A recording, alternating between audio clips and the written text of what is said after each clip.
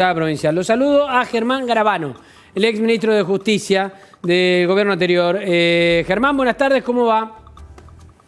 ¿Qué tal? Buenas tardes. ¿Cómo está Fernando? Bien, muy bien. Tratando de entender un poco por qué está todo tan parado y tan trabado.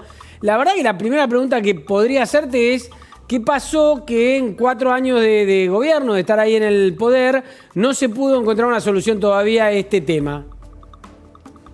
Y la verdad fue que la oposición, por sus divergencias internas y cuestiones políticas partidarias, no acompañó. Nosotros elaboramos un proyecto, como decía recién Carolina, que trabajaron expertos interdisciplinarios, incluso con el apoyo técnico de UNICEF, un proyecto que iba a la vanguardia en términos de legislación para jóvenes en conflicto con la ley penal a nivel mundial, con un estudio empírico muy profundo que fijaba la baja de edad en 15 años, basada en los antecedentes y en la cantidad de casos que había, y lamentablemente vemos que no nos hemos equivocado en que 15 años a lo mejor era la edad donde los jóvenes lamentablemente se involucran en hechos delictivos más gravosos, no solo como en este caso un homicidio, sino también en delitos contra la integridad sexual, violaciones, abusos. Y bueno, en aquel momento la oposición no avanzó.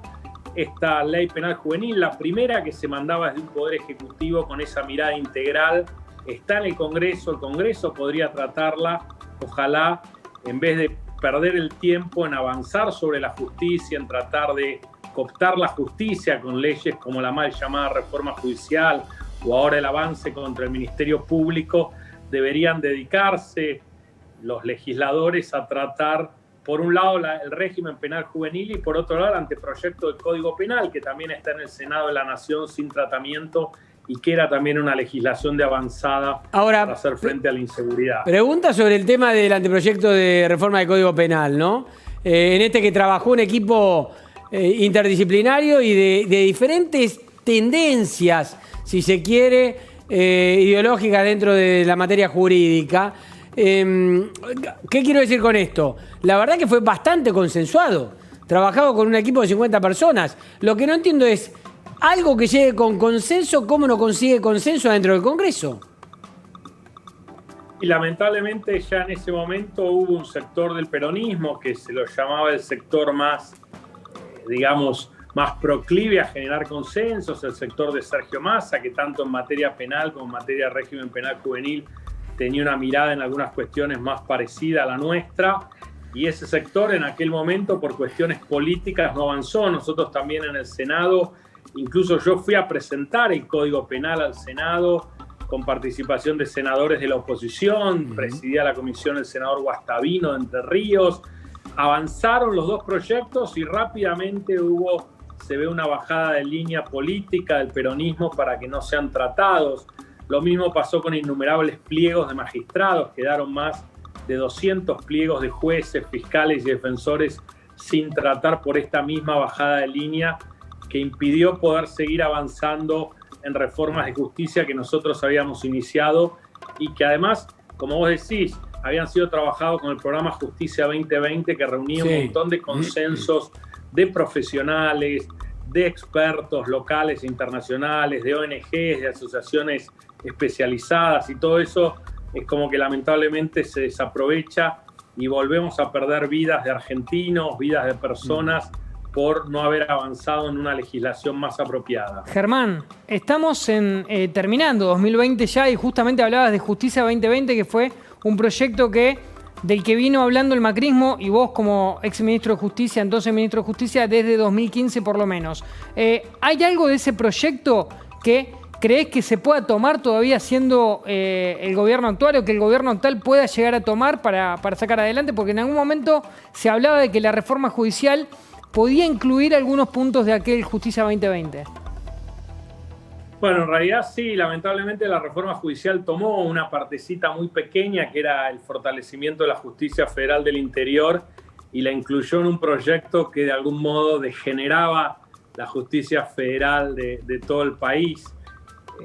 Eso es una lástima, pero había mucho trabajo técnico. Otra cosa que el gobierno dijo que iba a tomar y dijo que incluso lo iba a hacer más rápido que nosotros era el avance del sistema acusatorio. Nosotros exitosamente lo pusimos en marcha en Salta y Jujuy, donde son los fiscales ya a nivel federal los que investigan y los jueces actúan de jueces de garantías, donde se pudo desbaratar un montón de organizaciones criminales vinculadas al narcotráfico, donde se empezó a trabajar con procesos mucho más cortos, donde en cuestión de días o semanas los procesos penales quedaban resueltos, y eso que nosotros habíamos dejado todo para que avance a la jurisdicción de Santa Fe con la Cámara Federal de Rosario, a la jurisdicción de Cuyo con la Cámara Federal de Mendoza, eso también se trabó de algún modo, y es algo que el gobierno debería impulsar para que todo el país tenga un sistema acusatorio que sea mucho más eficiente a la hora de investigar el delito y sobre todo la criminalidad organizada.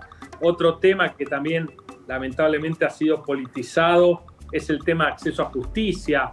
Vimos a gente de acceso a justicia en la toma de aquel campo de Chevere, en vez de estar asistiendo realmente a la gente más necesitada, a la población más vulnerable, que para eso se avanzó en un despliegue de oficinas y asistencia a la población más vulnerable para que pueda acceder a sus Germán. derechos.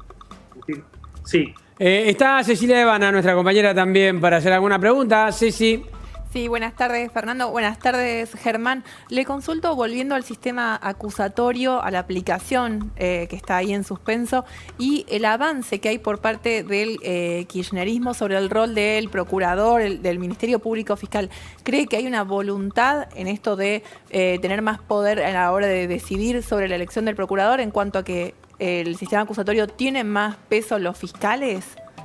¿Llevan adelante las investigaciones, digamos, tienen el peso directo de las investigaciones? Sí, sin dudas, es decir, el sistema acusatorio es un sistema que debería garantizar mejor los derechos y debiera ser más eficiente, como se ha demostrado no solo en la mayoría de los países de Latinoamérica, me tocó participar en implementaciones en varios, sino también en muchas provincias de Argentina.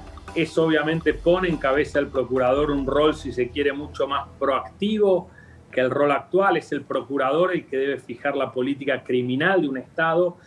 Y yo creo, ojalá fuera una discusión por ese tema. Yo lamentablemente creo que el kirchnerismo avanza sobre el Ministerio Público y sobre el procurador por los casos de corrupción que ellos quieren tratar de sepultar o quieren tratar de que naufraguen. Yo no lo veo lamentablemente asociado a una iniciativa vinculada a la política criminal del Estado.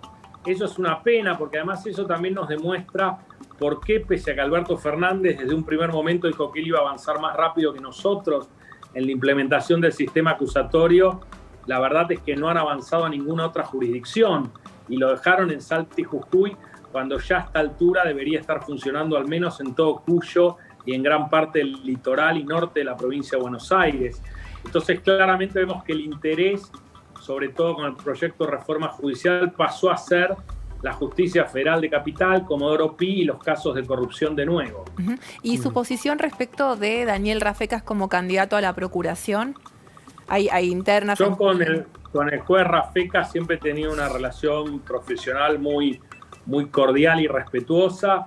Yo creo que, como dijo en su momento Cambiemos, sería bueno que, en definitiva, el oficialismo llame a la audiencia pública, se le pueda preguntar a Rafecas sobre su política criminal, su política de lucha contra la corrupción, contra la trata de personas, de derechos humanos, y a partir de ahí tomar una posición definitiva. Lo que es bastante paradójico es que se quiere echar la culpa a la oposición de que no avanza y que el oficialismo nunca haya dado los pasos necesarios para convocar a la audiencia pública y poder realmente evaluar específicamente al candidato a procurador, que, como digo, es un juez que es reconocido, ¿no? Más allá de que genera críticas o controversias por algunos casos concretos, nadie puede dudar de su formación jurídica. Germán, estando hoy fuera del gobierno, fuera de un cargo político y público, ¿tenés alguna opinión jurídica puntual sobre el tema coparticipación y la decisión que tiene que tomar la Corte Suprema una vez que llegue el reclamo de la ciudad? Sí, lamentablemente me parece que el oficialismo avanzó de un modo incorrecto, violando lo que tiene que ser un estándar fijado por la Constitución, que tiene que ver con los consensos en materia de coparticipación, y los acuerdos bilaterales. El Ejecutivo no puede avanzar como avanzó de un modo unilateral, sacando fondos de esa coparticipación. Creo que este proyecto de ley lo que intenta es tratar de tapar ese avance claramente ilegal. Sería bueno que la Corte Suprema un poco se pronuncie sobre esta cuestión, como lo ha hecho incluso cuando nosotros, siendo oficialismo, avanzamos en alguna medida, incluso donde marginalmente se afectaba la coparticipación. Yo recuerdo cuando se sacó el IVA a los alimentos esenciales, que alguna provincia se quejó y dijo esa decisión no puede afectar nuestra coparticipación, y la Corte rápidamente en ese momento ordenó que esos fondos no sean afectados. Me parece que debería suceder algo parecido a lo que sucedió en aquel momento, más allá del fondo de las dos cuestiones, ¿no? Bien. Germán Garabano, gracias por el contacto con La Nación Más. No, muchas gracias a ustedes, muy buenas tardes. Chao, hasta luego. Cambiamos de tema. Decíamos que esta semana es una semana corta, pero intensa en lo político. Y muy intensa también en lo que va a ocurrir el día de mañana en la Cámara de Diputados con un debate